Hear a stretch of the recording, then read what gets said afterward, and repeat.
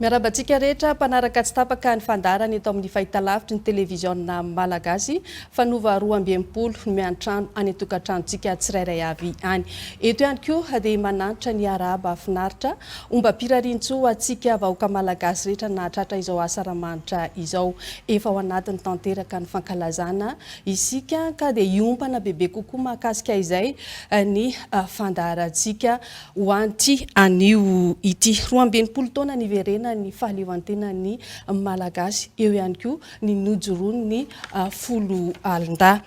firenena mijoro ary mahaleo-tena. Ankoatr'izay dia folo alin-da Malagasy ary tena Malagasy. Ireo no horesahana sy alahatra ady ny atsika miaraka ato anatin'izao resadresaka izao. Ankoatr'izay ihany koa moa dia eo ny departementan'ny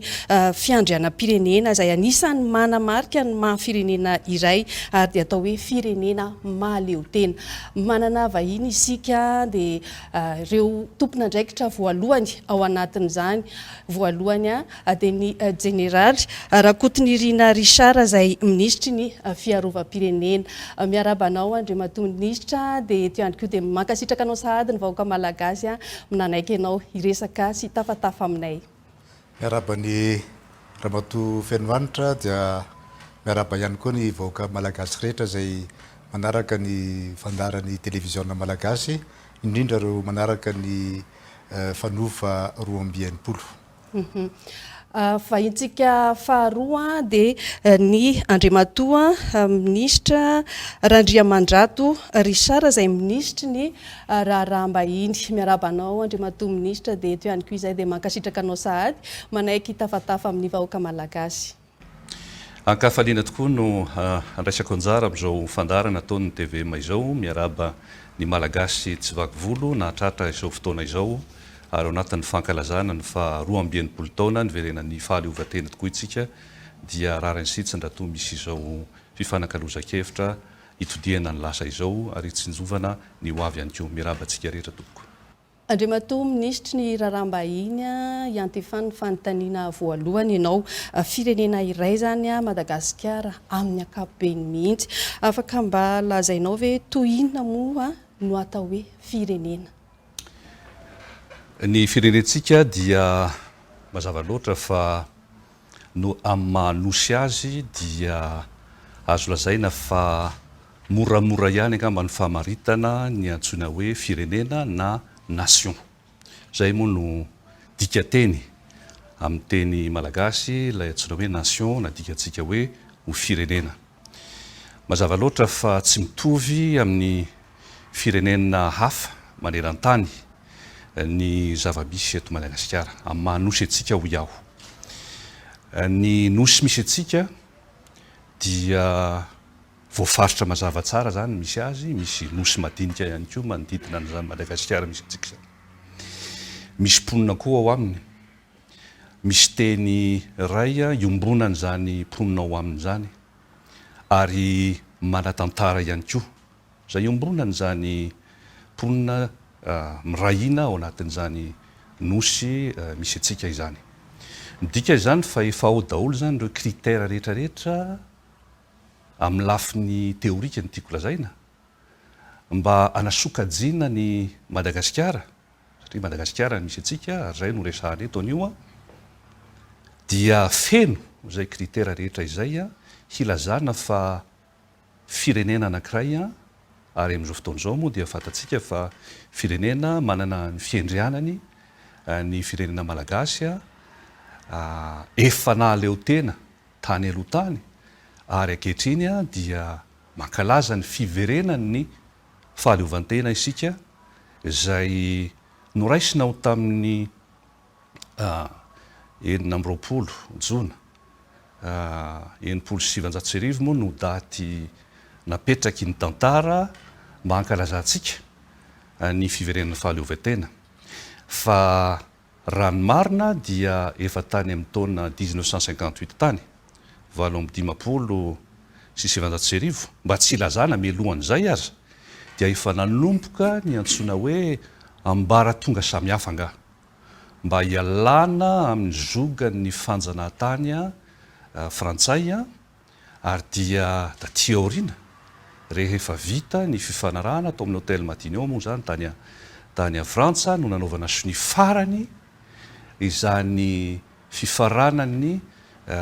colonisation frantsay sy ny fandaminana rehetra izay napetraka niaraka tamin'ny frantsay sy ny gouvernemanta tamin'izany andro izany izay nitarihan'ny président Philibert Sarana ka hoe inona natao hoe firenena dia izay rehetra izay misy sistany ifanarahana misy mponinao aminy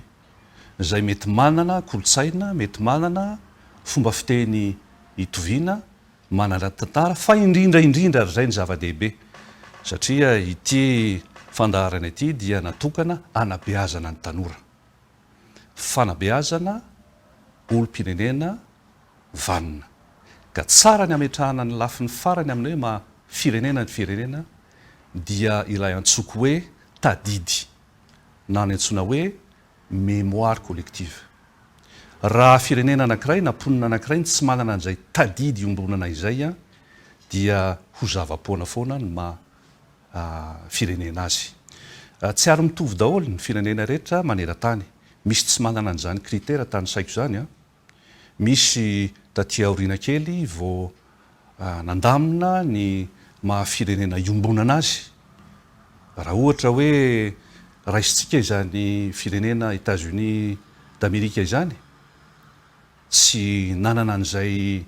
faritany mazava izay izy fa ny lafiny ara-tantara nisy ady tany aminy nisy fividianana tany Californie ohatra ny vidiana tamin'ny Mexikana nisy fandaminana maro samihafa teo amin'izany Amerika États-Unis d'Amérique izany zay vao azo lazaina hoe nation na firenena anankiray ary mbola azo lazaina aza hoe ny mahafédération azy mbola lafiny hafa ihany koa raha isitsika ny frantsay zany la Frantsa zany tsy firenena teo aloha fa taty aoriana no ny lafiny fandaminana maro samihafa ngamba tsy hidirantsika lalina zay dia nanjary io la Frantsa fantatra amin'izao fotoana izao io no fantatry ny amin'izao fotoana izao torak'izay koa ny any Allemagne ohatra tsy nisy zany firenena Allemana izany misy ilay antsoina hoe Volkstung moa ny antsonareo azy zany hoe ny lafiny kulturaly ny ara-kolotsaina ny tena nampitambatra ny Allemana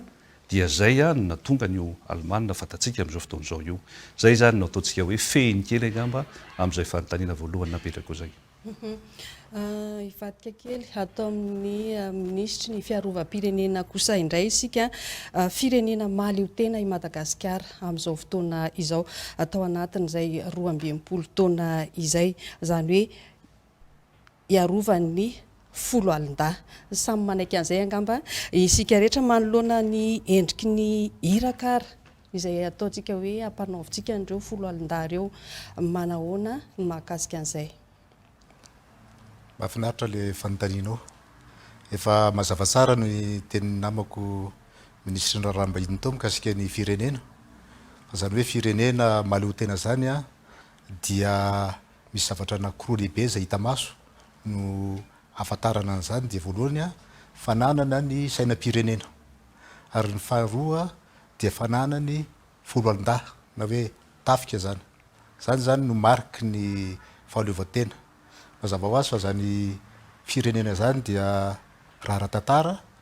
dia misy foana ny ambana mety mandondona ny fiandrianany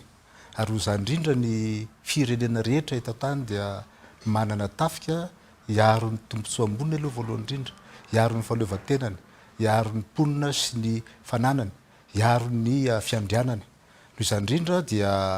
ny tafika manana hiraka zay efa voafaritra ao anatin'ny lalam-panorenana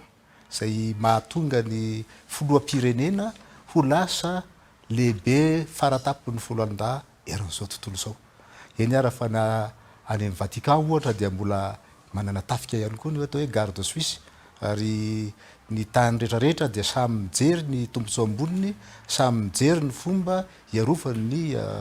fiandrianam-pirenenany ankehitriny ianao dia mahita ny zava-miseho any Ukraine sy any Russia ankehitriny zay misy tany anankiroa lasa miady rafitrady ary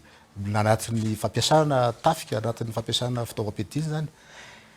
Itsika malagasy kosa isika dia nosy ary marina fa mety misy ny fandrahonana na atao hoe ambana mety isina firenena hafa avy any ivelany tonga anafika atsika nefa ny atao hoe mety isiny zany dia ambany ta mety isiny zany na hoe ny probabilité zany fa kosa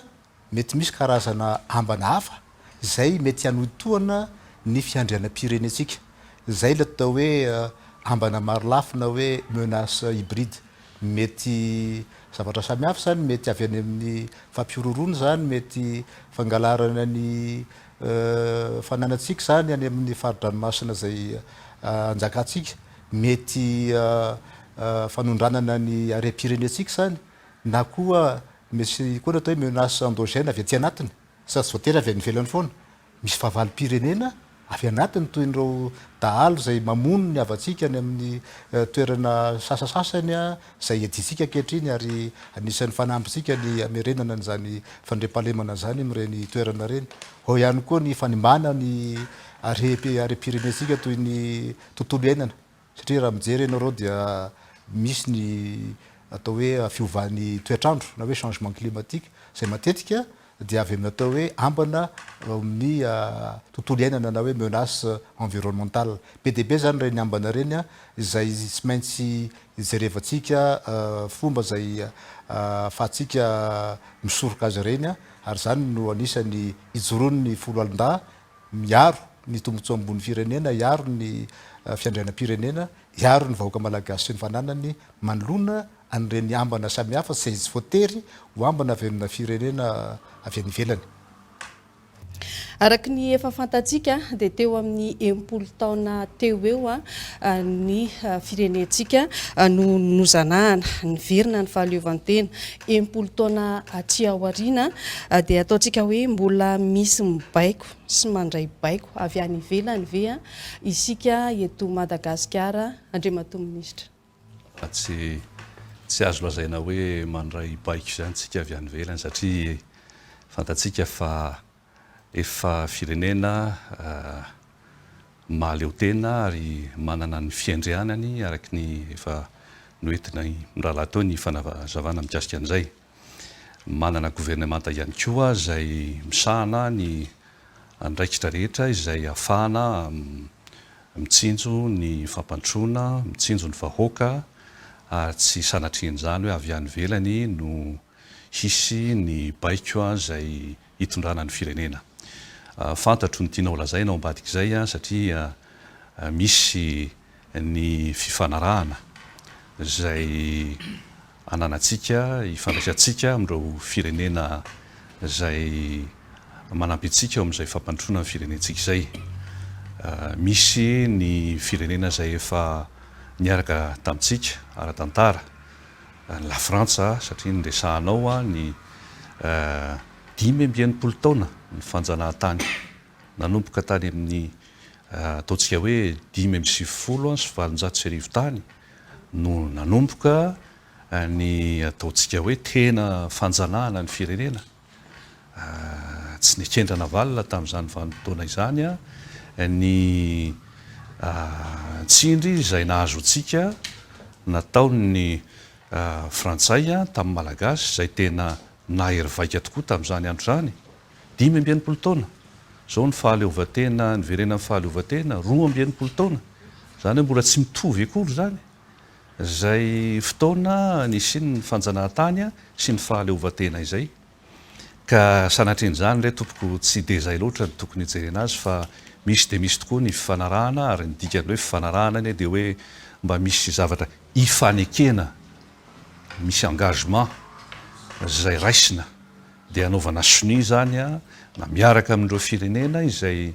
miara-miombona antoka amintsika na miaraka amin'ireo vondrona iraisam-pirenena izay mety misy mpamatsy vola mety misy ihany koa ny lafiny ara-politika indrindra ohatra ny firenena mikambana ka tsy dia izay loatra ny tokony hijerena azy fa eo amin'ny lafiny hoe fifanarahana amin'ny ankapobeny dia io moa maro lafy ihany misy lafiny ara-ekônomika misy lafiny ara-tsosialy misy lafiny eo amin'ny tontolo iainana misy lafiny ara-miaramila misy lafiny maro fampianarana etsetra etsetra fa sanatrin'izany tsy hisy mihitsy akory amin'izao fotoana izao no hoe baiko avy any velany fa mety misy zay netinisy indrindra tamin'ny vanim-potoana nitondrany ny filiberatsiranana tamin'ny repoblika voalohany satria tamin'izany vanim-potoana izany a dia niankin-doha tamin'ny frantsay tamin'ny alalan'le antsoina hoe communauté amin'ny teny anglisy moa hoe nidika teny tamin'izay hoe commonwealth dia nataony tovitovy tamin'izay a ny fiaraha-miasa tamin'ny frantsay tamin'izany dia nisy tokoa ny baiko ary zay indrindra natonga nireny hetsika tamin'ny 2,7 ireny satria efa nahita ny malagasy fa misy tsy fitoviana eo amin'ny fankasitrahana ny tombontsoa maro samihafa tamin'izany fotoana izany tao anatin'izay ny fampianarana tao anatin'izay ihany koa ny lafiny ara-miaramila tao amin'ny 10 dia zay ny natonga nireny hetsika tamin'ny 72 ireny ankehitriny efa tsy zay intsony ny vanim-potoana iany antsika. Mbola hijanona kely eo amin'izay ataontsika hoe baiko avy any ivelan'izay tsika tohatry ny hoe mandray anjara amin'ny asa fandriampahalemana i Madagasikara amin'ny any ivelany io dia toa misy ihany koa ny fifanarahana hery atiny sy ny ivelany ny tafika malagasy zany manahoana kosa indray ara ny fiandrianam-pirenena manoloana izay Andriamatompo Minisitra. Raha tsy ahifina ny tantaran'ny firenena malagasy ny tantarantsika raha tamin'ny taona 1970 no niverina ny fahaleovan-tena ny Madagasikara dia teraka ihany koa ny foloalindahy tamin'ny 9 Jiona 1970 ary itsika dia tamin'izany fotoana zany dia nanana fifanekem-piaraha-miasana hoe accord de coopération zay misy lafiny maromaro fa no resahako eto dia ny ara-tafika aloha amin'ny atao hoe fifanaraha-piara-miasa eo amin'ny lafiny ara-tafika na hoe coopération militaire raha tonga tokoa ny taona 2,7 noho ny hetsi-bahoaka dia mitsangana ny gouvernement miaramila no tarihan'ny Jeneraly Rakotonirina zay lehibe ny état-major général ny tafika malagasy voalohany ary tao anatin'ny taony nisy ny capitaine de frégate Didier Ratsiraka tamin'izany fotoana zany dia ministre ny Raharaham-bahiny ary ny capitaine de frégate Didier Ratsiraka dia avy hatrany dia nijery ny fomba anitsiana zany fiaraha-miasa ara-tafika teo amin'ny Madagasikara sy Frantsa zany na hoe révision des accords de coopération fantatrareo tsara fa tafika frantsay dia tany Antsiranana no mipetraka tamin'ny hoe base stradique na hoe base stratégique de Dico-Suarez tany ny tafika an-dranomasina tany ny demi brigade de la légion étrangère tao amin'ny RTS fiadanana tao nisy ny fibaikona ny tafika aty amin'ny faritra atsimo atsinanany ranomasimbe indiana le fazoy zay efa any la réunion ankehitriny no mitoby tao amin'ny tao ivato tao amin'ny replatsaka an'olona na parachutiste tao ny atao hoe 2e régiment de parachutiste d'infanterie de marine na 2e RPIMA dia noho ny accord de coopération izay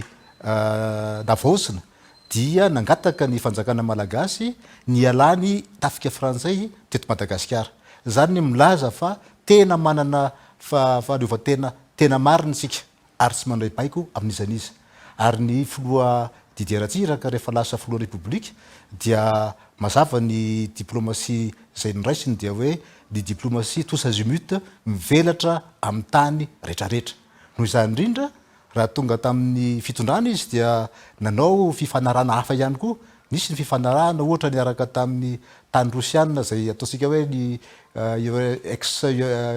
URSS taloha zany zay nananatsika ny vitanantsika fitaovam-piadiana maro samihafa hatrany amin'ny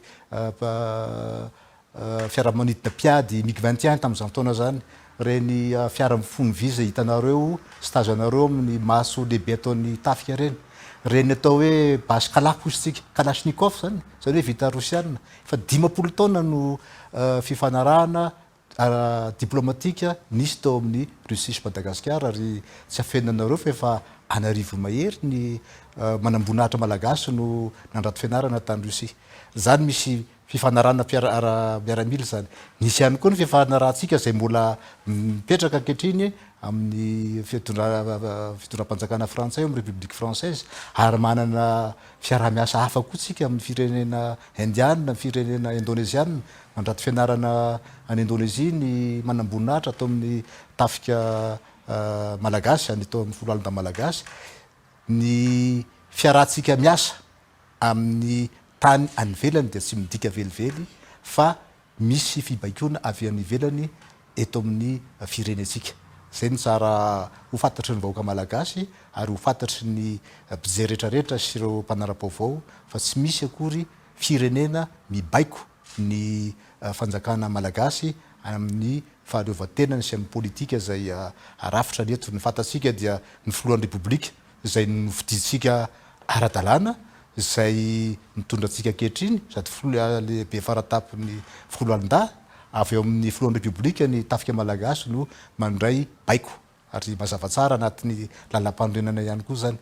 Ary eo moa ny teny hoe misy ny resaka fifanarana nge zavatra mahagagy azontsika ataony mifanaraka amin'ny tany rehetra zay hererentsika fa ahazahoantsika tombontsoa ho an'ny firenetsika, ahazahoantsika tombontsoa ho an'ny fiandrianam-pirenetsika, dia zay no azoko amalina ny fanontanianao.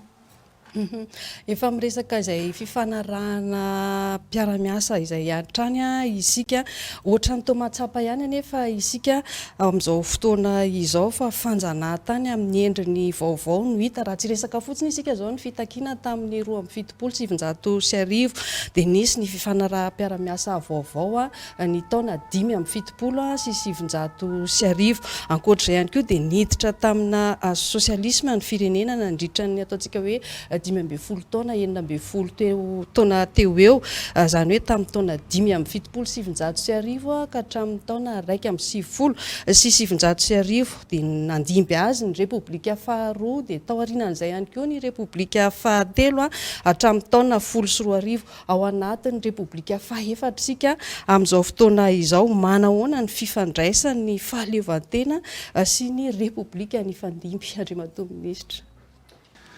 Tsy ny isan'ny rafitra republikana akory no tokony hijerentsika ny ara-tantara fa ny dingana izay nidiavin'ny firenetsika mba hanamafisan'orina voalohany indrindra ny firaisan-kinam-pirenena ary faharoa manaraka an'izay mba hanamafisana ihany koa ny fifandraisantsika amin'ireo firenena izay heverina fa vonona ny anampy antsika namantsika zany izy amin'ny asa fampantroana satria mitovitovy hevitra, mitovitovy fomba fijery dia miara-miasa amintsika. Ka hoe na dia teo aza zay rafitra republikana samihafa ny fandimby izay ny firaisan-kinam-pirenena dia raha ihany. Ny minisitra ny Fiarovam-pirenena tao moa efa nanamafy hoe misy koa ny lafiny hoe fananan'ny firenena anankiray ny sainam-pirenena, misy ihany koa ny fananana foloalinda dia ampiko ihany koa hoe ny fahafahan'ny firenena manonta vola ohatra dia endrika anankiray ihany koa mampiseho fa misy ny firenena manana ny fahaleovan-tena ny firenena anankiray. Ka ny fomba fijery amin'izy io dia zao le ambaratonga ny ainantsika teo amin'ny lafiny ara-tantara ny tiako lazaina dia endrika ny adivana hatrany hatrany amin'izay mety ho fanjanana ny firenetsika. Atomboko hatrany amin'ny andro ny fahampanjaka izany ka hatraty aminazahoantsika ny fahaleovan-tena. Tsaroantsika tsara fa nanisy aza ny ataontsika hoe fitovim-pijery na ny fahakazoan-kevitra teo amin'izany hoe radama voalohany zany sy zareo anglisy tsy midika izany fa noekeny daholy ny fifanarahana rehetra izay napetraka. Fa na izany na zany aza ny fanatsarana ny fanabeazana ohatra ny fahafahan'ny tanora malagasy tamin'izany andro zany mba nianatra amin'ny lafiny maro na teny anglisy io indrindrindrindra fa ny teny frantsay ihany koa dia efa ezaka anankiray tamin'ny fahampanjaka tamin'ny andro radama voalohany. Taty aoriana nefa niova ny tantara zany ranavalina faharoa zany ny mpanjaka teto teto avoatany moa io kanefa iny koa lafitra ara-tantara hafa tsy nanaiky mihitsy izy ny lafiny hoe hisy hery vahiny ka hanjakazaka eto amin'ny firenetsika. Lavabe moa ny tantara satria 13 taona zany ranavalina voalohany zany nanjaka teto mazava loatra fa na hatramin'izao vanim-potoana misy antsika izao ary dia mbola misy takaitra ny fomba fitondrany zany ranavalina voalohany zany indrindrindrindra eo amin'ny lafiny hoe fiadiana amindreo vahiny izay mitady anjakazaka lafi ny tany ko ohatra ny fananantany hitantsika amin'izao fotoan'izao fa mbola tsy manaiky isika malagasy ny azahoan'ny vahiny mividy tany eto Madagasikara. Taty aoriana nivoatra hatrany hatrany andingana kely tamin'ny andron'ny galeny nidivana mafy de mafy nidivan'ny mpanjana tany ny mena lamba tamin'izany andro zany. Nyvonoana ny malagasy nampijaliana ireo izay mbola mampiseho résistance dia randinganiko kely ny ara-tantara tsy azo mora foana ny fahaleovan-tena na dia hoe resaka taratasy ary sisa noho ny vitaina tamin'izany 7 araky ny lazaiko tao, resaka signature maro samihafa, resaka référendum azadiny fa nisy référendum no natao teto Madagasikara ary ny eken'ny malagasy ny hoe ho mahaleo tena amin'ny la Frantsa i Madagasikara 7 isanjato ny vato azon'ny eny tamin'izany fotoana zany ary ny référendum dia ny fomba fijeriny hoentin'ny président Philbert Tsiranana no nitondrana azy izany hoe ilay fiakinan-doha amin'ny la Frantsa communauté des états proche de la France raha ataoko amin'ny teny frantsay. Ary ny resaka 2 ndresana teo dia mbola niady an'izay fomba fijery fiakinan-doha amin'ny frantsay zay ka nahatonga atsika hitrotra nahatonga ireo zokontsika zany nanao an'ireny hetsika tamin'ny 2 reny. Tiako lazaina dia zao tsy mora foana reny dingana rehetra nataon'ny firenentsika ireny na tamin'ny fahampanjaka izany na tamina tany républicaine any Madagasikara fa nisy fanatsarana natao nisy fandaminana tsy maintsy napetraka zay vao tonga amin'izao misy atsika izao. Mazava loatra fa tsy lavorary ny zavadrehetra ary tsy maintsy manatsara hatrany hatrany izay tokony ho atsaraina rehetra zay mpitondra mifandimby rehetra eo fa tsy vitan'ny hoe manova république endrika républicaine anankiray isika dia ilamina ny zavadrehetra tsy zay le izy fa mba misy fandaminana ihany koa ary zay ny mahazava-dehibe zany ny fanamafisan'orina ny firaisankina-pirenena mba tsy kirotana ny tanitsika mba tsy handeha amin'ny tsy tokony alehany ny fandaminana ny fiainam-pirenena. Nisy ihany koa ny androm-panjakana ny fandimby ataontsika hoe nisy ny olona tao anatin'izay nitarika ihany koa sy ny sahana ireo androm-panjakana ireo raha tsy resaka ihany koa isika ohatra hoe ny tamin'ny taona 27 sy ny taty aoriana dia nahitana an'izay fifandraisany 10 alin-dahy bebe kokoa izay tao anatiny ary dia samy manana ny politikany ihany koa ny Fiarovam-pirenena ary tsy lavitsika izany manahoana kosa indray ara ny fivoara an'izay Andriamato Minisitra. Ny zavatra tsara homarina aloha voalohany indrindra dia tsika malagasy manana ny fomba fiteny hoe tandroka ary ny vozona ary ny 10 alin-dahy dia voalaza hatrany hatrany fa dia tandroka ary ny vozona. Raha lasaka akaterena ny firenena toy ny tamin'ny taona 27 dia nandray anjara ny 10 alin-dahy teo amin'ny tantaram-pirenena eo amin'ny fanarenana ny ambana rehetra zay mety apisy ny fifandonana mitondra ny amin'ny saripady toy ny ady atrano sanatrin' zany tahaka izany koa raha nisy ny famonoana ny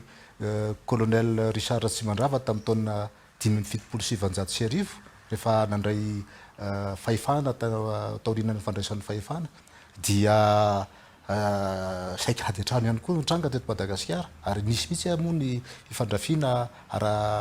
fampiasana fitaovam-piadiana tamin'izany fotoana zany tsy maintsy nandray anjara ihany koa ny 10 alin-dahy amerenana amin'ny laoniny ny tsy filaminana tamin'izany fotoana zany. Ankehitriny tsika dia milamina ny tanjona fanjakana na nisy fifidianana ara-dalàna izay nekeny rehetra izay nitondra tamin'ny nalasa filohan'ny repoblika ny filoha Andriamato Rajoelina ankehitriny izay filoha voafidim-bahoaka ary araky ny lalam-pandroenana dia izy no miantoka ny fahaleovan-tena miantoka ny fiandrianam-pirenena ary nitafika ny 10 alina malagasy izay eo ambany fiadidiny satria araky ny tereniko tamin'ny voalohany tao dia izy no lehibe fara-pahatapon'ny 10 alin-dahy dia voalohany manana tamberina didy amin'ny voaka malagasy,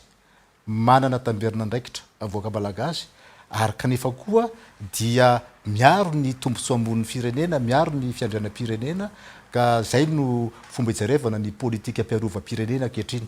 Tsara ny manamarika ankehitriny fa raha tanatin'izay 12 taona zay ny fahaleovan-tena zay dia amin'izao fitondrana zao no nisy fanitsiana ara-drafitra ngeza be voalohany merenana amin'ny laony ny mety tsy de fetezana tamin'ny fotoana sasany teto amin'ny tany sy ny fanjakana zay tsy hanomezana tsiny anizaniza akory zany fa ny zava-misy dia nampifanarahana amin'ny ambana misy ny firafitry ny folo alin-dahy ankehitriny raha ohatra ka taloha voatery miaro atao hoe défense opérationnelle du territoire, zany hoe miandry fahavalo avy any ivelany fotsiny. Ankehitriny kosa mandray anjara feno amin'ny fandriam-pahalemana anatiny, satria araka ny teneniko tao dia mety misy ny karazana ambana avy aty anatiny ihany koa na le hoe menace endogène ozy ny fiteny frantsay. Sady makany France anareo ohatra dia tafika frantsay taloha tsy mahazo ampiasaina, tsy azo ampiasaina amin'ny firenena misy azy hoe territoire national fa tsy maintsy any ivelany. Fa rehefa nisy kosa ny ambana misy ny fampiroroana ny terrorisme sy ny sisa dia mampiasa tafika ao anatin'ny fireneny ny fanjakana frantsay ankehitriny amin'ny alalan'ny opération sentinelle zay anarivony miaramila ahetsika amin'izany, na ny opération vigipirate zay anarivony mahery koa ny miaramila ahetsika amin'izany. Isika malagasy kosa tsy andro hoe raha misy ny mety manotohana ny fiainan'ny vahoaka malagasy dia hijery fotsiny satria hiandry fahavalo avy any ivelany. Tsy mety zany fa tsy maintsy mifanaraka amin'ny zava-misy amin'ny alalan'ny hetsika zay mpanaovina azy ny folo alin-dahy mandray anjara feno amin'ny fiainam-pirenena eo amin'ny lafiny fandriam-pahalemana na hoe famerenana ihany koa ny fandriam-pahalemana sy ny fitandrona ny fandriam-pahalemana. Zany ankehitriny mampatonga atsika raha misy ny trangan-javatra zay manotohana ny fiainana na ambanivohitra zany na eto an-drenivohitra zany dia tsy maintsy manesika ireo tafika malagasy ireo tsika hiara-misalaha amin'ny rahalahy avy eo amin'ny polisy pirenena na amin'ny gendarmerie mba hiaro ny vahoaka malagasy sy ny fananany satria zany no adidy ary tamberina didy ho an'ny miaramila malagasy zany. Eny ary ohatrany hoe isika zany tsy afaka iolon'olona indrindra fa amin'ny fifandraisantsika amin'ny zareo avy any ivelany. Ankoatr'izay ihany koa nefa ohatrany hoe maneho fiankinan-doha tanteraka ihany koa nefa izay raha fomba fijery ny olom-pirenena tsirairay avy, io moa ny olona tsirairay dia efa samy manana ny fomba fijeriny afaka zavaintsika amin'ny fijery antsika misimisy kokoa ve ny mahakasika an'izay Andriamatoa Minisitra? Miankin-doha amin'iza moa no eritreretinao eto mba hampazava ny resaka. Eo amin'ilay resaka hoe fifanampiany zareo avy any ivelany zany. Angamba mety ho diso ihany ny fomba fijery raha ohatra ka amin'ny lafiny hoe fiankinan-doha any ivelany no hitondrantsika ny ady-hevitra. Satria amin'izao vanim-potoana misy antsika izao izay vanim-potoana iainantsika ny antsoina hoe fanatotoloana, zay moa no dika teny nataontsika amin'ilay antsoina hoe mondialisation moa zany dia mazava loatra fa vitsy mba tsy tenenana hoe tsy misy ny firenena ka tsy anana fifanarahana na fiankinan-doha zay ny itiavanao azy amina firenena na vondrom-pirenena na aiza na aiza misy azy. Raisika ohatra zao ny firenena européenne amin'ny ankapobeny, mazava loatra fa matoa nanangana n'izany antsoina hoe Union européenne izany zareo dia mba te ampiseho ihany koa fa mety misy ny firenena izay tsy ahavelo-tena samindrery. Tiako lazaina amin'izay hoe misy ny hoenti-manana ary mety misy ihany koa ny tsy fananana ahafahana mamokatra izay sakafo na ny fitaovana izay ilaina na resaka masom-boly io na resaka matière première io sy ny sisa sy ny sisa. Fa nanao an'izany Union européenne izany ny firenena izay manana sisintany iombonana mba isiny ny antsoina hoe complémentarité. Fiaikinan-doha ve ny dikan'izay a sa ataontsika hoe fifamenoany ny hery izay ananan'ny firenena izay manana sistany iombonana. Ataoko fa samy afaka milaza isika fa manjary lasa zao fotoana izao zany vondrona européenne zany dia azo everina fa tena matanjaka dia matanjaka tokoa. Raha tia Afrika indray mbola tsy tonga amin'ny tanjona izay iriny ny firenena rehetra. 450 moa nisan'ny firenena ao anatin'izany Union africaine izany mbola lavitra ny dingana ho tanterahantsika vao atratra ny ezaka vitan'ny Union européenne isika. Kanefa dia miezaka ny firenena ao anatin'ny Union africaine amin'izao fotoana izao mba hifameno izay vitan'ny firenena anankiray ho ataon'ny firenena anankiray. Zay ohatra hoe tsika zao tsy dia mahavokatra vary firy fa mahavokatra katsaka eo amin'ny 100 000 à 200 000 tonnes isa-taona ao ny excédent antsika resaka katsaka fotsiny. Dia iny excédent amin'ny katsaka iny mba tokony ho alefantsika makany amin'ny any Zambie na any Zimbabwe izay firenena ao anatin'ilay antsointsika Komeza izay mpanafatra katsaka. Midika ve zany fa le Zambie sy le Zimbabwe ve dia miankin-doha Madagasikara? Ngamba tsy izay loatra ny fomba fijery. Mazava loatra fa manafatra vary isika avy any Inde, avy any Chine, avy any Pakistan, avy any Bangladesh, fa miankin-doha amin'ny Pakistan sy Bangladesh, Chine sy Inde ve Madagasikara? Sa resaka ara-économique satria tsy mahavokatra ny vary tsika hatreto aloha. Ray no edin'ny filoham-pirenena amin'izao fotoana izao président Rajoelina dia nanao an'iny conférence iny mba ampanenoana ny lakilosy ilazana hoe mba tokony hamokatra vary isika, tokony hitady izay fomba rehetra ahafahana mampitombo ny vokatra ara-bary. Sanatr'in'izany tsy fiaikinan-doha mihitsy ny fanatsarantsika ny fifandraisana amin'ny firenena izay efa miaraka amintsika amin'izao fotoana izao, fa fitsinjovana kosa izay mahasoa antsika satria tsy ahavokatra ny zavatra rehetra isika ary dia tsy maintsy mitady izay fomba rehetra ahafahana manao. Aka ohatra anankiray farany ahako. Raha tamin'ny heritaona lasa iny izao na ny voalohany dohan'ity taona ity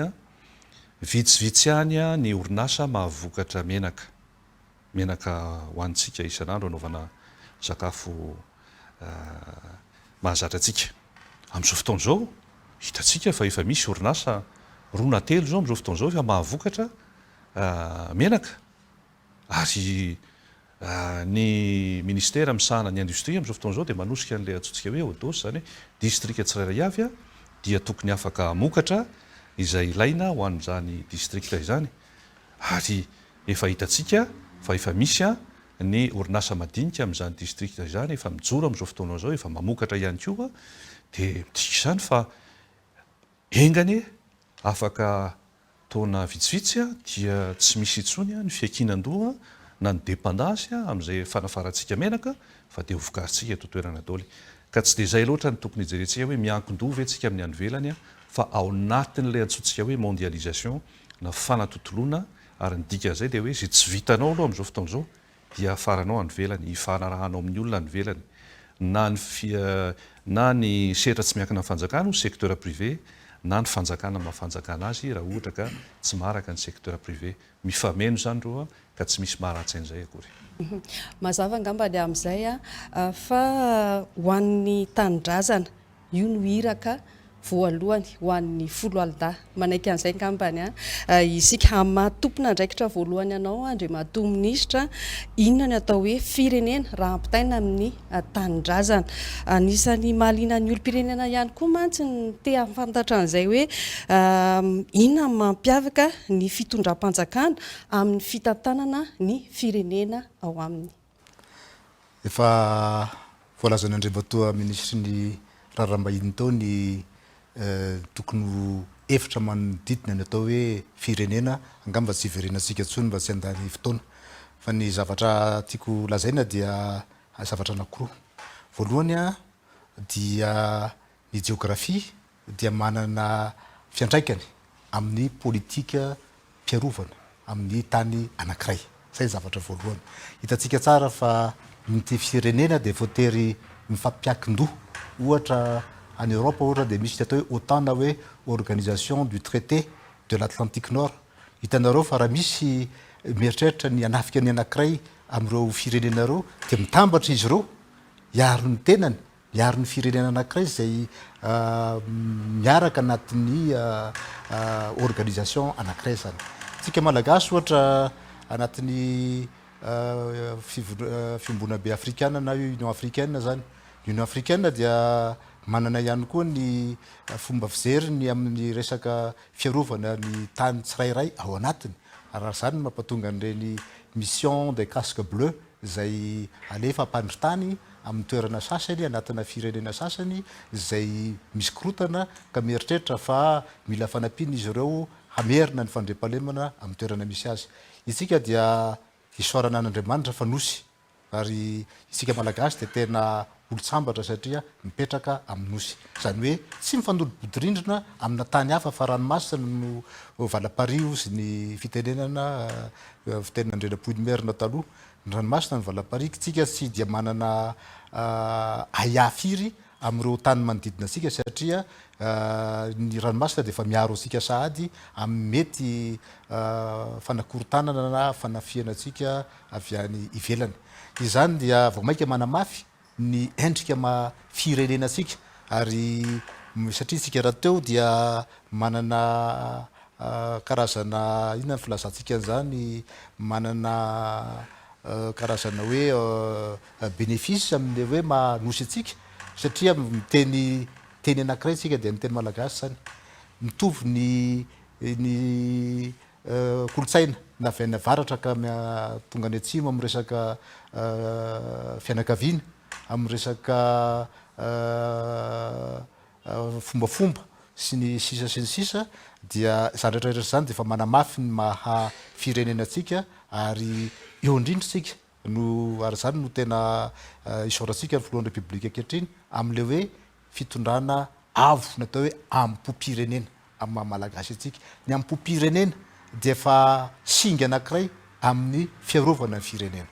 Zany fierté nationale zany ambompo-pirenena dia singa anankiray na élément anankiray atao hoe défense nationale. Noho izany dia zay angamba ny fomba maliko ny fanontanianao mikasika an'izay lafiny anankiray zay satria ny politika mpiarovana dia voalohany indrindra mijery ny géographie izay misy atsika amin'ny manosy atsika, mijery ny singa rehetrarehetra ara-kolotsaina, ara-sosialy, ara-tafika eo amin'ny fampandrosoana ihany koa amin'ny tanitsika dia zay no ampifandraisina sy miaraka dinihana ametrahana ny atao hoe politika mpiarova-pirenena. Inge 12 taona niverenan'ny fahaleovan-tena. Samy manana ny fijeriny an'izay ny olo-pirenena tsirairay. Raha mandinika zao isika ny fifandraisan'ireo ataontsika hoe hetsy-bahoaka tamin'ny 2,790 teo ihany koa ndraiky amin'ny 7,790, 2,400, 7,400. Ankoatr'izay ihany koa teo ireo fihetsiky ny fiarahamonina iraisam-pirenena ny amin'ny famahana ny olana izay nisy teto Madagasikara, ny fomba fahitanao an'izay Andriamantoa Minisitra. Everika fa efa lava dia lava izay ny tolona sy ady izay nataon'ny vahoaka malagasy eo anatrehan'izay hery fanjanahana ny firenentsika vanim-potoana ela dia ela eo amin'ny lafiny ara-tantara ny tiako lazaina. Ankehitriny mankalaza tokoa isika ny 12 taona niverenan'ny fahaleovan-tena hoy isika ary tokony efa hitododoa amin'izay amin'ny tena fampandrosoana maharitra isika. Satria ny fampandrosoana amin'ny ankapobeny dia tsy vita anio, tsy vita rampitso, tsy vita ao anatin'ny 5 taona, tsy vita ao anatin'ny 10 taona, fa mety ho aman-jato taona ny aza. Mety ho lavitra loatra ary zany ho an'ny sasany, fa mety ho eo amin'ny aloha raha isintsika hoe 50 taona ho azavaiko mantsoa rehefa avy eo. Zay vao mety mahatratra izay endrika fandrosoana ny firenena anankiray. Avy tany Dubai ny délégation nanotarehan'ny filoham-pirenena ary tafaraka tamin'ny izany délégationna izany ny tenanay 10 taona no nampiova endrika an'izany Dubai mo tanàna anankiray émirat anankiray anankifito ny émirat ao anatin'izany émirat arabe uni zany fa za dia nahita hoe raha ny lafiny ara-tantara dia tsy mifanalavitra amin'ny zava-misy any Manakara, any Mananjary na any Morondava any, zany hoe misy sambo kely tatsambo vitsivitsy tanàna kely vitsivitsy eo zany no niainany zany Dubai zany mponina tany Dubai 10 taona lasa izay. Aiza ho aiza isika amin'izao fotoana izao 12 taona taty aoriana mitovy amin'ny Dubai ve? Tohatra ny mbola ho lavitra ihany. Tiako lazaina dia izao ny fampandrosoana amin'ny firenena dia mila vanim-potoana lava. Ka hoia hoe efa ela angambizay ny fotoana izay nandaminantsika, ny fandaminantsika mba ampiray ny malagasy mba ampitovitovy tarigetra nga eo amin'izay mety ho fampandrosoana. Marina fa amin'izao fotoana izao dia miaina ny antsoina hoe demokrasia isika sy ny fahalalahana maro samihafa samy miteny izay tiany holazaina daholo ny rehetrarehetra eo anatrehany zava-misy atao amin'ny firenena. Iny koa moa zay ny maha-malagasy atsika ary ny maha-firenena ny firenena ihany koa dia fisian'ilay antsoina hoe identité nationale. Raha tsy manana identité nationale dia tsy firenena ihany koa. Ino moa ny antsoina hoe identité dia ohatran'ny olombelona ihany, ohatrantsika, ohatranao, ohatrahako. Une nation, c'est une personne morale peut-être, mais une personne quand même. Miaratsiny ataoko amin'ny teny frantsay ilay izy fa zay nga manao fahatsika manazava ny hoe manana ny kolotsainy, manana ny karakterany, fotom-pisainany izany firenena izany. Ka hoe efa lava dia lava izay no nitoloman'ny malagasy, be dia be ny olona maty, be dia be no nijaly. Ankehitriny angamba efa tonga ny fotoana mba hitsinjovantsika ny lavitrezaka ka ahatratrarantsika ilay fahatarana ary zay foana no verimberin'ny président ny repoblika hoe aleo isika mba miara amindrona amin'izay amin'izany fampandrosoana izany satria mila fotoana ny fampandrosoana, mila 10 taona isika hanenjika n'izany tanjony ny antsoina hoe fandrosoana izany. Eo moa mety ho adievitra zay akademika ihany ny amin'ny hoe inona no antsoina hoe fandrosoana. Fandrosoana ve hoe misy building be dia be dia misy tomobile tsara tarehy sy ny sisa. Amiko ny atao hoe fandrosoana dia vahoaka manana ny maha izy azy, manana ny fahafahany mivelo-tena. Zay no antsoina hoe fampandrosoana amiko. Everiko fa mbola lavidavitra ihany tsika reto Madagasikara. Efa miezaka ity gouvernemanta ity, miezaka ministera misahana an'izany mba hanatsarana hatrany hatrany ren'le sekoly manara-penitra petrakintsika reny mba tokony hisiny ny ampopoantsika, tokony ho fiera isika malagasy mahita an'izany. Efa manatsara ihany koa ny antsoina hoe curriculum amin'ny fampianarana isika amin'izao fotoana izao. Ka zay zany ny tokony hojerentsika hoe raha hijery ny lavitra isika mazava loatra ny zava-misy ankehitriny mba tokony handefitra isika aloha marina fa efa nandefitra ny ray aman-drenitsika, efa nandefitra ny zokontsika tany aloha tany angamba mbola tokony handefitra kely any amin'izao fotoana izao miara-miasa, mitsinjo ny hoavin'ny taranantsika satria mila fotoana izany fandrosoana ny fampandrosoana firenena izay. Efa miresaka izay firenena izay isika tiako apetraka kely aminao ihany aloha ny fanontaniana eto hoe manahoana kosa raha ny momba an'ireo nosy malagasy manodidina. Karaka ny lazaina hoe nosy malagasy eny tsy zay, tsy efa nosy malagasy ro. Amin'ny frantsay izy mety hoe atao nils epars fa ho antsika izy nosy malagasy. Ka tsy misy dia hoe edikivitra tsonina amin'izay. Ny firenena mikambana efa namoaka ny feikevitra na ny résolution izay mifanandrify amin'izay filazana ny hoe nosy malagasy ireo tokony irona isika amin'izay fandaminana miaraka amin'ny frantsay izay midongo-toerana amin'izany nosy anankiefatra izany kanefa araka ny lazaina hoe nosy malagasy ireo. Mazava loatra fa raha nisy mponina amin'izany nosy izany mety ho hafan'ny fisehon'ny tantara fa zavaboary, vorona sy biby vitsivitsy sy ny trondro sy ny arena kibon'ny tany any ambany ranomasina any zany no misy amindreo nosy manodidin'ireo ary mazava loatra fa tsy vita omaly tsy ho vitan'io mety tsy ho vita rahampitso ny fandaminana mba anehoana mazava tsara fa efa miverina ho an'ny Madagasikara ny nosy malagasy araka ny lazainao ary atsoatsy moa dia isy ny fivorian'ny commission mixte ny volana septembre raha ohatra ka voalamina ny tetiandro mikasika an'izay dia ndroso isika amin'ny fandaminana tsy lefitra fotsiny amin'izao ny frantsay mazava loatra fa isika koa tsy maintsy mitazona ny fomba fijerintsika ary fanakalo hevitra isika ifandamina ary dia eo anivon'ny firenena mikambana ihany koa no iafarany resaka rehefa ohatra misy fandaminana ny tena sarotra amin'ilay izy dia ny resaka souveraineté territoriale amindreo nosy resahana ireo sika mihevitra fa raha teo aloha izy nylazaina hoe Madagasikara et dépendance tafiditra tao zany le nosy eparsa na nosy malagasy ireo raha ohatra ve tonga ny fiverenan'ny fahaleovan-tena dia somarina dinidiny kely le nanoratana an'ireo nosy malagasy ireo dia ankehitriny lasa misy fifandirana amin'ny frantsay izany ve dia midika fa hoe efa tsy ho voavoazisika intsony ny tantara angamba tsy izay ny fomba fijery mazava loatra fa tsy manana ny heriny zany hoe fédération du si zany isika ka dia tonga dia resaka ara-maramila no andaminana azy tsy manana an'izany hery zany isika tsy manana ny herin'ny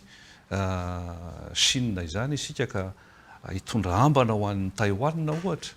efa resaka be io amin'izao fotoana izao tsy manana an'izany hery zany isika fa ny herintsika kosa dia ny ampopotsika ary ny finiavantsika mba iverenan'ireo nosy ireo ao Madagasikara lafiny ara-diplomatika no herintsika ary dia zay no ampiasaintsika mba iverenan'ireo nosy malagasy ireo ho fiandrianan'ny eo ambany fiandrianan'ny fanjakana malagasy. Ivadika kely atao amin'ny ministry ny Fiarovam-pirenena indray isika satria nanomboka tamin'ny taona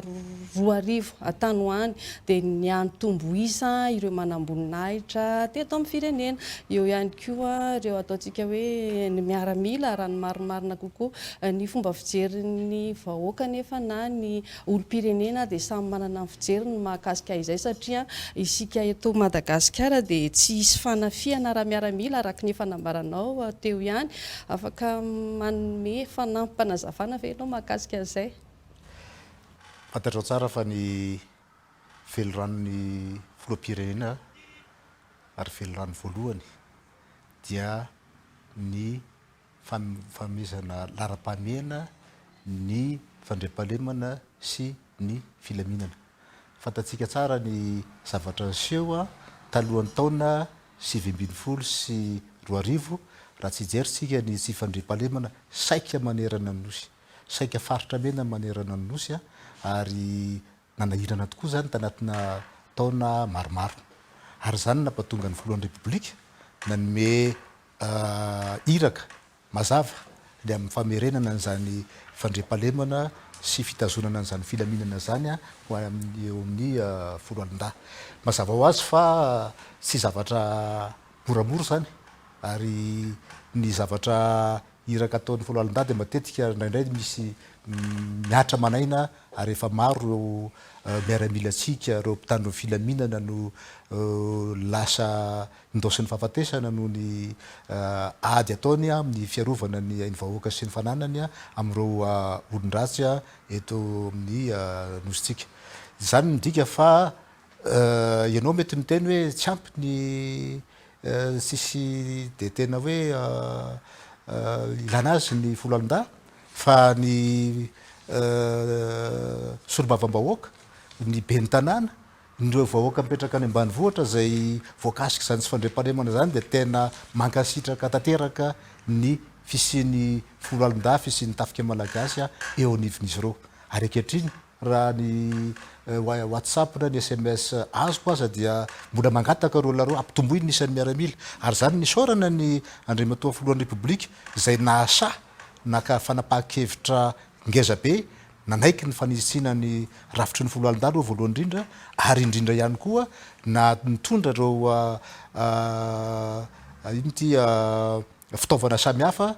nanome ny fitaovana samihafa ho an'ny folo alindato ny reny angidimby reny fitaovana tsy matahodalana na fiara tsy matahodalana samihafa reny zay tsy nisy tanatin'ny fotoana lavalava fa ty fitondram-panjakana ity no atao hoe voalohany indrindra mitondra fanavaozana sy mitondra fampitaovana vaovao ny folo alinda sy ny mpitandro ny filaminana. Ilazako aminao fa sarotra ane ny irosotsika amin'ny fampandrosoana raha tsy misy ny filaminana, raha tsy misy ny fandriam-pahalemana, sarotra be zany. Ary ady andro amoanalina ankehitriny hatramin'ny taona 2024 no nirosotsika andresena an'izany fatahoran'ny vahoaka zany satria dia lazaiko aminao fa rehefa nandray ny ministera ny tenako dia mahazo fampilazana fa misy tanàna maromaro no tsy matoritsony eo tanàna ny vahoaka mipetraka amin'ireny fa mandositra any antsaha, misy lalana tsy azo aletsony. Zany ny zavatra niseho, zany ny zavatra nitranga fa no niezaka ngizabe nataotsika, nataon'ny fitondram-panjakana, nataon'ny folo alin-da dia za tsy miteny hoe foana tanteraka, mbola misy ary indray misy mitady hitroatra indray rehefa milamina indray dia misy ny manezaka ny sy ny ambolo-korotana zay tsy azontsika ekena fa manao an'izany tsika ankehitriny ka zay ny ilazako anao fa raha ankehitriny kosa dia atao hoe ianao ny teny hoe be deabe ny Jeneraly tamin'ny taona 2000 ny filoham-pirenena dia naka karazana mesure ny filazako azy amin'ny fampienana sy ny famerenana amin'ny atao hoe triangle anankiray mazava tsara ny isan'ny folo alinda ny isan'ny manam-boninahitra misy ny manam-boninahitra jeneraly raha hitanao reo izy raha tamin'ny taona talohan'ny taona 2024 dia mety maromaro raha fomba fijery azy fa ankehitriny kosa dia verina amin'ny toerany tsikelikely zany fa zao koa nge reo manam-boninahitra reo satria mitondra fanamiana dia toy hita hoe be deabe ny manam-boninahitra fa mahary ihany koa ny corps habillé ny filazantsika azy no toy izany fa non'ireo olona reo zay tsy mitondra galona dia tsy tazana ny amarony. Ny amarony tsy hoe ratsy akory fa ny amarony misy mahatsara azy fa lazaiko anao ankehitriny dia noho ny fanitsiana raha-drafitra ny tafika malagasy ny folo alin-da dia tazana fa tsy dia ampy loatra indray ny manam-boninahitra ny aperinasa ankehitriny mitondra n'ireo structure samihafa zay entina hitandrona ny fandriam-pahalemana sy ny filaminana ankehitriny. Hita zany any amin'ny tafika anabakabaka, tsapa zany any amin'ny tafika an-dranomasina, tsapa zany amin'ny toerana maromaro eto Madagasikara amintsika amin'ny teny zao. Fandraisitsika kely amin'ny fandaharantsika voalohany ity fanontaniana ity Andriamato minisitra satria raha tsy aivina kely dia niresaka ny fandaharana ny amin'ny fahaleovan-tena ara-toekarena politika mpanjakana sy ny mpamatsy vola iraisam-pirenena maha-ministry ny Raharaham-bahiny anao manao ahoana ny endriky ny fifandraisantsika ara-bola amin'ny any ivelany. Raha amin'izao fotoana izao no asiana teny dia sahako ny teny aminao fa milamina ary araky ny fifanarahana izay napetraka ny fifandraisantsika amin'ireo mpamatsy vola moa no resahanao eto. Ny mpamatsy vola moa fantatsika fa mety misy lafiny roa ihany zay tsara ny ahafantarany olo-pirenena satria ity moa zany fandaharana fanabeazana olo-pirenena vanona izay izy ity dia mba tsara ihany no mizara an'izay. Misy ihany famatsiana ny tetikasa zay ifanarahana fa lahara-pahamena eto amin'ny firenena malagasy, financement na projet moa zany ary na mety fandaharana asa ihany koa na programa zany. Ary misy ny fanampiana eo amin'ny lafin'ny teti-bola, zany hoe vola omeny ny mpamatsy vola ivelany ary miditra ny amin'ny kitapo-bola mpanjakana. Ka hoe valan'izay fanontanianao zay dia azo lazaina fa hatramin'ny nitondrany ny Flora Joel sy ny gouvernemanta ny fandimby teo dia ny amafiorina ary ny tombo aza ny vola zay azontsika tamin'ireo mpamatsy vola na resaka tetikasa izany na resaka programanasa izany na nresaka fanampiana na aide budgétaire fanampiana ny teti-bolam-panjakana isa-taona. Midika izany fa mizotra hatrany hatrany araky ny fandaminana ny fifandraisantsika na amin'ireo mpamatsy vola firenena zay miaraka amintsika bilatéraux moa zany ilazana azy partenaire bilatéraux na ireo partenaire multilatéraux banque mondiale ny FMI sy ny sisa. Ka amin'izao fotoana izao fantatrareo fa vao tamin'ny herinandro zay no nisy fanaovan'ny fifanarahana tamin'ny banky iraisam-pirenena sy ny firenena japonais. Ny japonais moa ny mikasika ny fanatsarana ny tontolon'ny reto zordira misy aty amintsika reto sy ny problema misy any andralanitra. Ny niaraka tamin'ny banky iraisam-pirenena kosa dia mikasika ny fanatsarana ny famatsiana ny rano sy ny ao anivon'ny jirama. Dia mampiseho zany fa tsy miraviravin-tanana isika fa miamafiorina ary mitoetra rehetrany izany lafin'izany. Ny anto moa dia mazava loatra mety tsy hoampy aloha no ety manana hatreto dia tsy maintsy mametraka an'izany fifanarahana izany isika mba hahafahantsika mitototomaka any amin'ny fandroana. Ankoatr'izay kosa indray tao ao dia karazany hoe mandray anjara amin'ny fiovam-pitondrana ny firenena ny folo alin-da. Raha tsy resaka fotsiny sika ny tamin'ny taona 2024 zao dia karazana nahazo endrika fanonganam-panjakana zany azo atao ve zany. Tamin'ny taona 2024 ihany koa dia teo ireo zanadambo afaka manao an'izany ve sika. Ny maleko ny fanontaniana ao dia tsotra. Ny fihetsiky ny folo alin-da dia miaraka amin'ny vahoaka malagasy foana hatramin'izay. Ary ny folo alin-da malagasy dia nanantona ary ny fanakaiky tamin'ny tombotsoan'ny vahoaka malagasy. Ny zavatra niseho tamin'ny 2024 angamba ny tianao tenenina hoe fanonganam-panjakana dia mahatsapy isika ankehitriny fa tsy fanonganam-panjakana fa etaetam-bahoaka no zavatra niseho tamin'ny 2024. Ka ny tafika malagasy dia tsy afaka, ny folo alin-da malagasy dia tsy afaka fanandrina amin'ny vahoaka malagasy mandrakizay fa ny tafika malagasy ny folo alin-da malagasy dia rano sy vary amin'ny vahoaka malagasy. Tiako tenena aminao dia ny tantaram-pirenena tsy zavatra toy ny amin'ny ordinateur akory amin'ny solosaina ny tiako lazaina fa zavatra mihetsika, zavatra mifanaraka amin'ny zavamisy, mifanaraka amin'ny toetrandro, mifanaraka ihany koa amin'ny mety ho fisehoan-javatra eo amin'ny tany anankiray. Naveriko foana fa ny folo alin-da malagasy dia manana tamberina andraikitra amin'ny firenena sy ny vahoaka malagasy.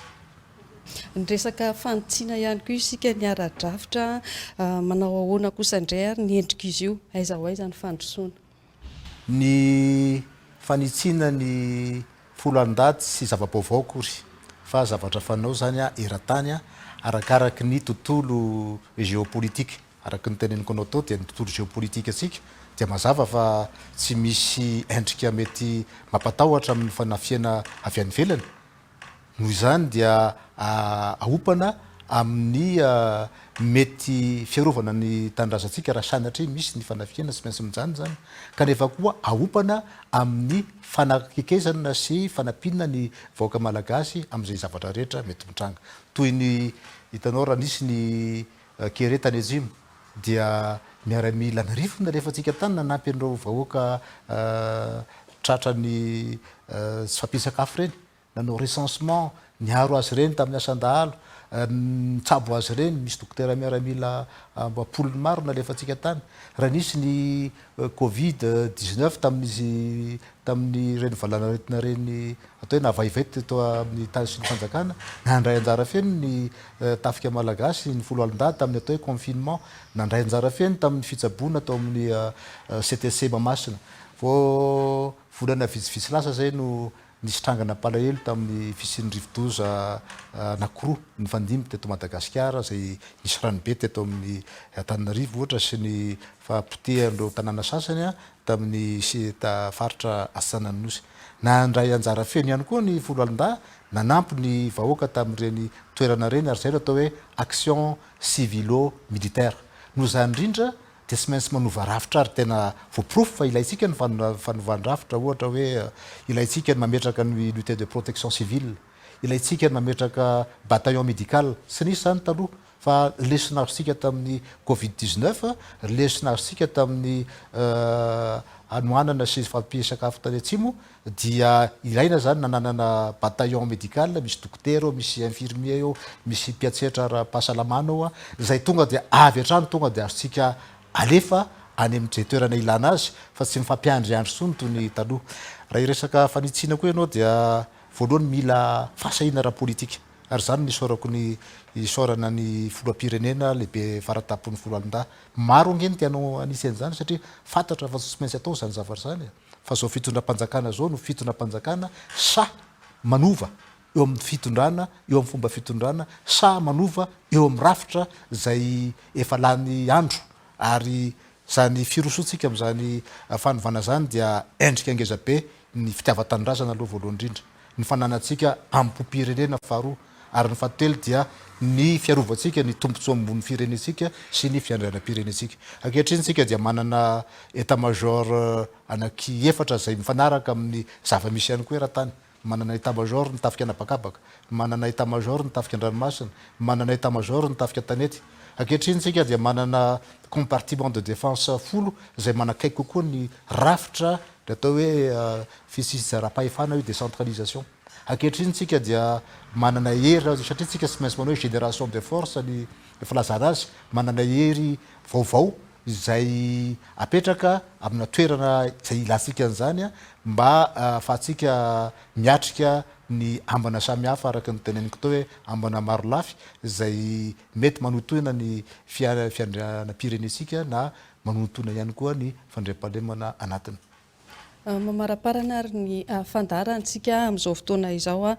ataontsika hoe manana ny andraikiny sy ny adidiny eo amin'izay fikoloana ny fahaleovan-tena ny firenena izay ireo diaspora. Inona ny azontsika ambara mahakasika an'izay? Ny diaspora moa dia ireo mpiray tanindrazana amintsika malagasy mitovy amintsika izay monina any ivelany mety monina maharitra any izy, mety manana antonasa ary mety ho mpianatra ihany koa zany hoe amin'ny fotoana fohy ny hipetrahany any ary ireo rehetra ireo zany dia maneran-tany misy mpiray tanindrazana amintsika fa ao Frantsa moa no tena noho ny lafiny ara-tantara dia ao Frantsa ny tena maronisa. Ny mampalahelo moa sarotsarotra ihany amin'izao fotoana izao no tena manome tarehimarika hoe firy ny azo lazaina hoe diaspora maneran-tany fa raha ny resaka ireo changement fotsiny dia ohatra hoe ao Frantsa zao amin'ny 15,000 leo angamba ny anisan'ireo azo lazaina hoe diaspora monany eo koa moa ny lafiny hoe manana nationalité anankiroa izy dia misy fomba fijery ihany koa mikasika an'izay. Ny azo lazaina dia mandray anjara amin'ny asa fampandrosoana ny endriny maro ny mpiray tanindrazana amintsika any ivelany ihany, diaspora zany. Mety mandefa vola izy ho an'ny fianakaviany, mety manana petraboly izy amin'ny orinasa izay misy eto Madagasikara, mety manao fampianarana ihany koa izy indraindray, mety mankaty izy zany any ivelany dia manokana fotoana izy mba mpianatra ny tanora malagasy, mety raha dokotera ohatra mety manao asa fanasoavana amin'izay lafiny ara-pahasalamana izay sy ny sisa sy ny sisa. Zahay eo ministera Raharaham-bahiny dia miezaka hatrany hatrany manentana azy ireo zany mba tsy hanadino sanatrian'izany, tsy hanadino ny firenena izay niavian'izy ireo. Ekena fa mety misy ny antony maro samihafa nahatonga azy zany hifindra monina, nahatonga azy hanorim-ponenana any ivelany tsy misy maharatsy an'izay. Areto dia tiako ny manisy tsindrom-peo kely hoe sanatry n'izany ity gouvernemanta ity anakana ny olona tsy andrato fianarana ny velany na hitady asa ny velany amin'ny lafin-drehetra, ngamba tsy hidirantsika iny satria mety lasa émission anankiray manokana mihitsy ngamba ny tokony atao, fa mafisiko fa tsy misy sanatry n'izany ny finiavana hoe anasarotra ny fitadiavana izay mahasoa antsika any velany. Ka ny diaspora dia entanina hatrany hatrany, ary tiako ny mizara amintsika eto zany fa atsoatsy amin'ny volana jolay ho avy zao dia hisy ny hetsika andian'ny faharoa izay iantsona an'ireo diaspora malagasy zany ho akaty Madagasikara mba hifandinika hijery izay ahafahana manamafy an'izany fandraisana anjara izay indrindra eo amin'ny lafin'ny fampandrosoana ny firenena. Ka heveriko izany fa asa tsy maintsy atao zay, ary ho atsaraintsika hatrany hatrany. Efa nisy ny andian'ny voalohany amin'izany forum diaspora malagasy zany dia ity zany andian'ny faharoa, ary dia mazava loatra fa hisy ny fampilazana sy ny fanentanana mba ho hetsika anankiray lehibe zany ahafahantsika manatsara ny fifandraisana amin'ireo malagasy ireo. Fanontaniana farany Andriamato Minisitra, manao ahoana ny politika ny fiarovam-pirenena? Isika mantsy mbola manafatra fitaovana avy any ivelany,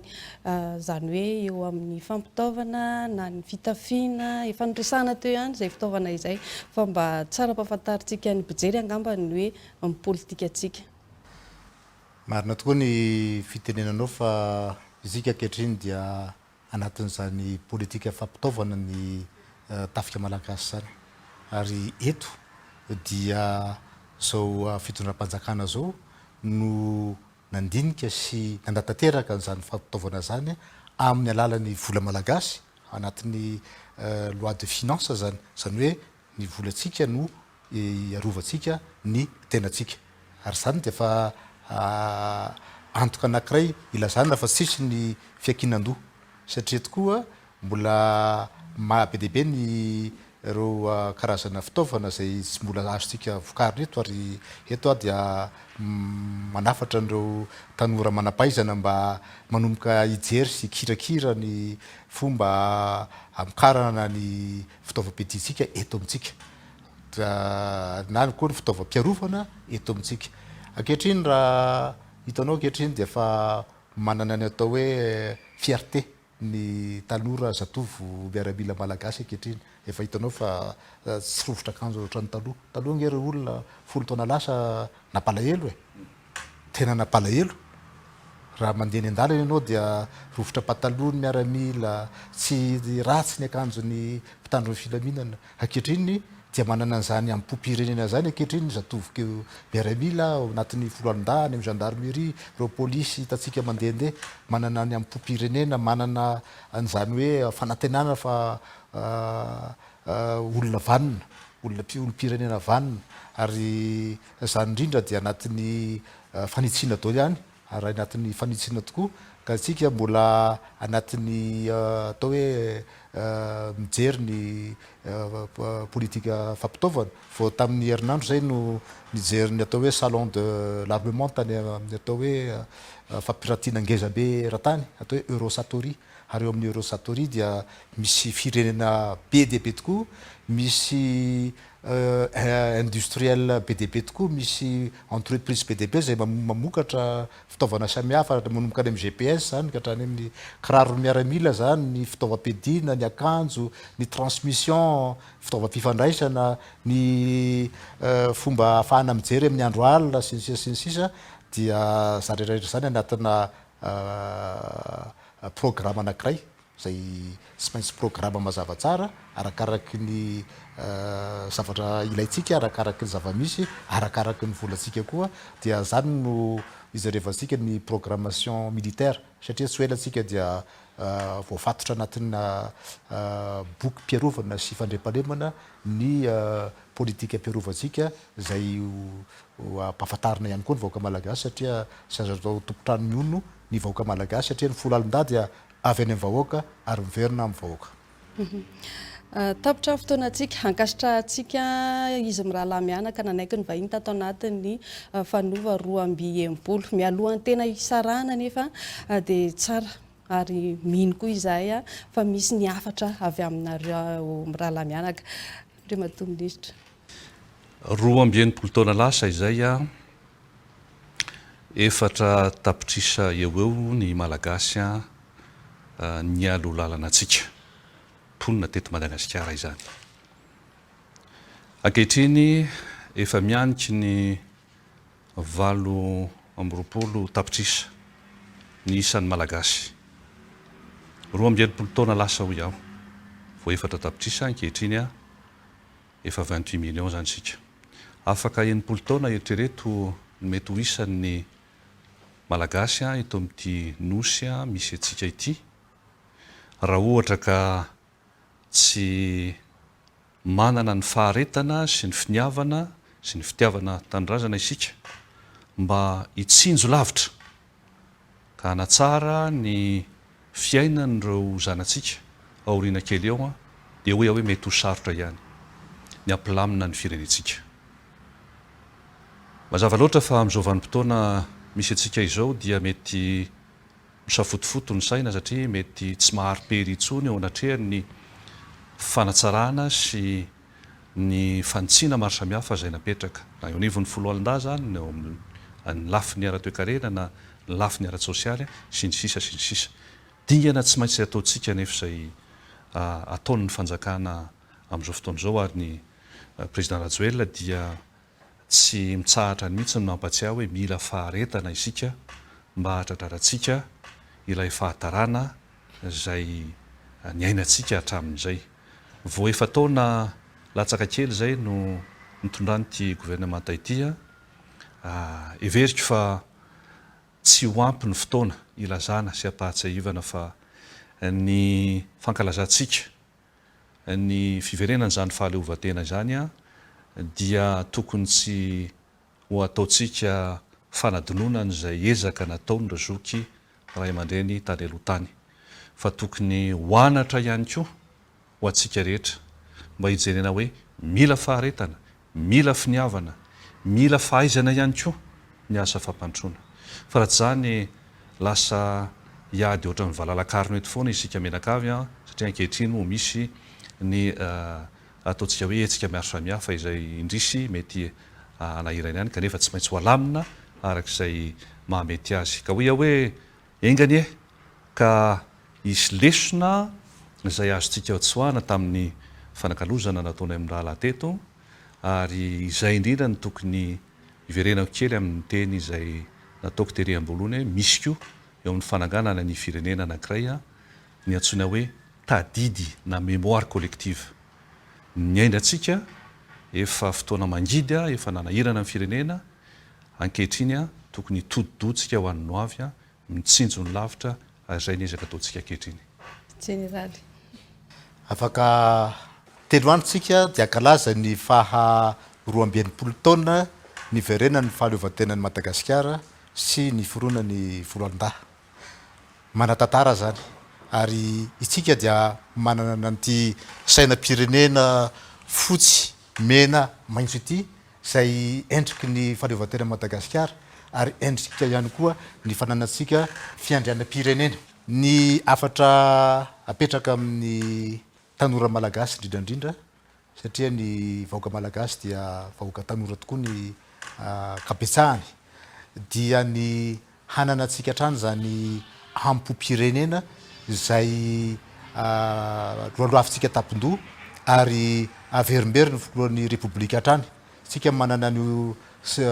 kianja barea io, manana ny ekipa barea, manana fierté tsika manana ny fotodrafitrasa reny izay fahitana tokoa fa dia manana zoto handroso ny firenena malagasy ary izany afatra zany dia mba hampatonga andreo tsika tanora olo-pirenena vanona, olo-pirenena mijery ny hoavy ny tandrazantsika, olo-pirenena mijoro ho tena malagasy, sarotiny amin'ny fiandrianam-pirenena, sarotiny amin'ny fahaleovan-tena. Izay no afatra mba tiako apetraka amin'ny vahoaka malagasy indrindra fa amin'ny reo tanora malagasy ankehitriny. Isaorantsika ny vahintsika tato anatin'izao fanova 12 izao dia ny Jeneraly Rakotonirina Richard izay ministry ny Fiarovam-pirenena. Mankasitraka anao tompoko, tsy adino ihany koa ny mankasitraka ny vahintsika anankiray manaraka ny Andriamatoa Randriamandrato Richard izay ministry ny Raharaham-bahiny. Misaotra tompoko, tsy adino ihany koa ny mankasitraka antsika rehetra tany tokantrano tany niaraka taminay teto hatramin'ny farany. Fahalony ny raozy raha tonga ny maraina, faly kosa ny kilonga rehefa tonga ny asaramanitra tahaka izao. Fa faly noho ny faly kosa izay ny fampizara tamintsika izay tsara ho fantatra mahakasika ity firenentsika ity.